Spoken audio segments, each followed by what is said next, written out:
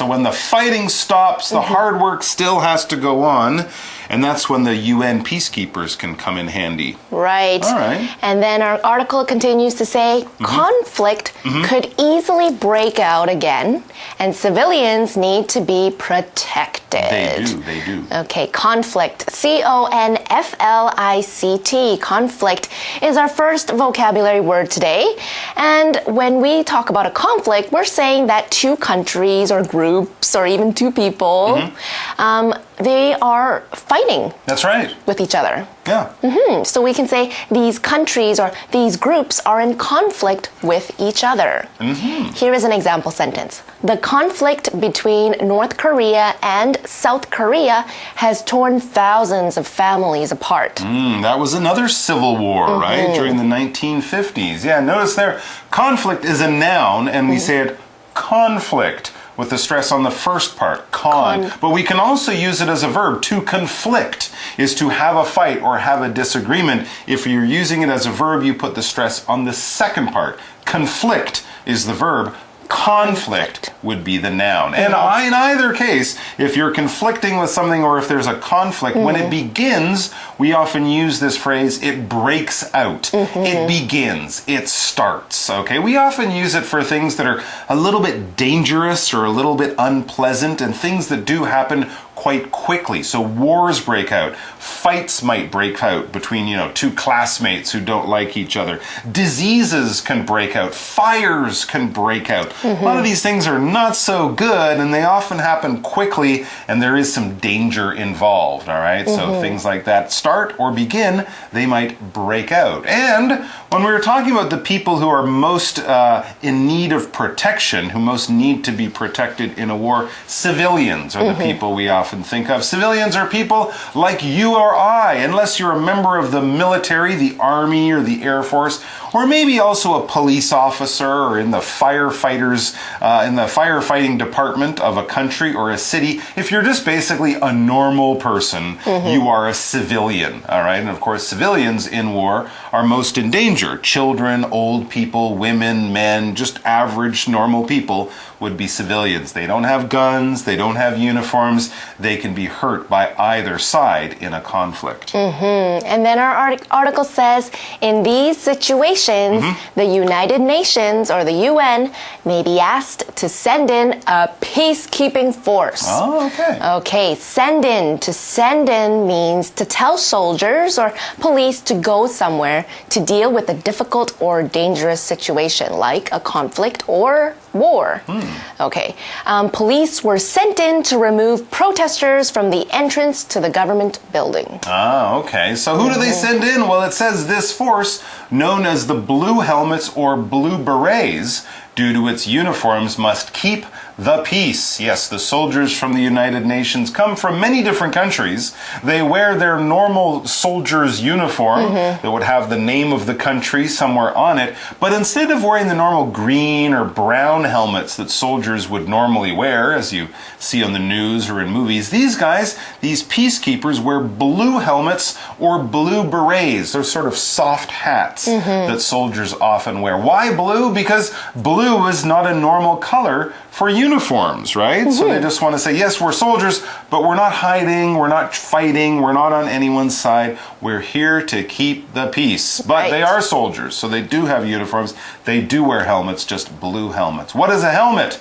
Well, it's a word, and it's spelled H-E-L-M-E-T, helmet. This is a noun. Basically, it means it's a very hard and strong hat that is made to protect your head from being damaged. If you're on a motorcycle or a bicycle, you should wear a helmet. People playing certain sports like football or skateboarding or skiing will wear helmets. And people racing cars or fighting in the Army or Air Force or things like that will also wear helmets to protect their head. For example, don't forget to take your helmet when you go riding on your scooter. Very important. Very if you don't important. wear a helmet, they'll give you a ticket. Yeah. Yes. And what about beret? Okay, so you said earlier, you did mention what it was. Yes. It is a round, flat cap, okay? So it's round, it's flat, and it's usually made out of cloth, okay? So it's not a helmet like... Not hard. Yeah, that you could knock on, and it's definitely not going to protect your head. No. Well, from rain, maybe. Maybe. Not really, no. So these hats are very popular in France and Yes. Spain, where they pretty much were invented. That's right. That's why we say beret, Beret. with no T, because it's from Beret. France, and they often don't say the last sound of the word. So it's a beret, not a beret. Beret. And they're usually worn by military... no, they're usually worn as part of military or police uniforms. Yeah. So maybe when they're not actually doing... Fighting or doing anything dangerous, they'll wear it. they wear their berets. And often different parts of the army or different countries will have different colors of beret, but blue is almost only used by the United Nations peacekeepers. And we have that interesting phrase there, to keep the peace. That's the job of the peacekeepers, is to keep the peace. And to keep peace or keep the peace is to protect the peace that is happening right now, to stop the fighting from starting or from starting again. For example, if, two brothers are arguing about who gets to play video games next, their dad might say, right, you two, I'm going to sit here in my chair and I'm going to keep the peace. That means I'm going to stop you from fighting. It's peaceful now and we want that to continue. We want to keep or protect that, so we will keep the peace. Okay, so in our article, we learned that the blue helmets is not a permanent UN force. Oh, okay. So what does permanent mean? Well, permanent, P-E-R-M-A-N-E-N-T. P-E-R-M-A-N-E-N-T. Permanent. Okay. Is our third vocabulary word. If something is permanent, it lasts a very long time and usually doesn't change. For example, a temporary worker might be one that only works at a company for maybe 3 to 4 months. Okay. But a permanent worker will continue working at a company until either the worker decides to quit or gets fired. Oh, okay. And temporary is actually the opposite of permanent. If you come home with a temporary tattoo, which is just like a sticker, your mom might have a heart attack, but she won't kill you. Yeah. If you come home with a permanent tattoo that was actually put on using ink and needles and will never go away, if you're young, your mom will probably kill you first and then have a heart attack. Or certainly be very angry. So temporary means it will go away after some time. Permanent means it's always there. So most armies are permanent, right? Taiwan has an army and they don't stop working because it's peaceful. They're always there. But with these United Nations guys, no, they only work when they need to. Okay, let's use the word permanent in an example sentence. This mark is permanent and cannot be removed even if you wash this shirt. Oh, you mean that black spot on the shirt from my pen? It's never going away? Never. It's permanent? No matter what you do. Annoying. All right, let's get back to the UN peacekeepers. Remember, it's not a permanent force. It's temporary. It's only used when it's needed. And when do they decide? Well, it says for each peacekeeping operation, different soldiers, police officers, and other workers are involved. So they'll look at places around the world where there happens to be a lot of trouble right now, a fighting, a war situation. And when they decide that, yes, we should go there, yes, we can do some good things there, they have to send different soldiers. They also send police officers for after when the fighting is over, and other workers who can help children, workers who can help with health, medicine, taking care of people, rebuilding the country in some ways too often. And these are different operations. When we talk about operations, we're using a big word, and it's spelled O-P-E-R-A-T-I-O-N. Operation. What is an operation? It's basically sort of like a very organized activity with one goal in mind, right? You might plan a lot of things. It might take a lot of time or money or people, but you have one goal. You have one thing that you're trying to do. We often use this when talking about sick people. If you're sick, you might go to the hospital for an operation, and there's part of your body that's causing you pain. Well, the doctors might go in and fix that, and once that's done, once it's fixed, they're done. The operation is over. And governments can also organize operations. Maybe there was a big typhoon in a certain part of the country, and for a few months they'll send down lots of workers and specialists who can help the people, protect the people, keep the people healthy. And once everything there is fairly safe, that operation, that rescue operation will be over. For example, we could say it took the government 3 days to plan the rescue operation for the explorers lost in the mountains. That's a complicated operation. Helicopters, all sorts of safety people are involved. All right, so all of these people go to these parts of the world that are having trouble, and then what do they do? Well, it also says, the article also says that these people that they get, they come from different UN members. Oh, okay. So they come from different countries or states. And the reason why they do this is to make sure they remain neutral. Good thinking. So to remain or stay or keep neutral means to not support or help either side in a disagreement. Okay, so if, for example, two of your friends fight, it's better to stay neutral and not take sides, right? That is how you can be a peacekeeper and to make sure that your friends won't get into a fight. Interesting. Or the fight won't get even more serious. Okay, so if two countries from a certain part of the world who live close to each other are fighting, they might send soldiers from a whole other part of the world over there, because these soldiers, they don't really care. They're not trying to help either side. They will be very neutral. That's wise thinking. Yeah.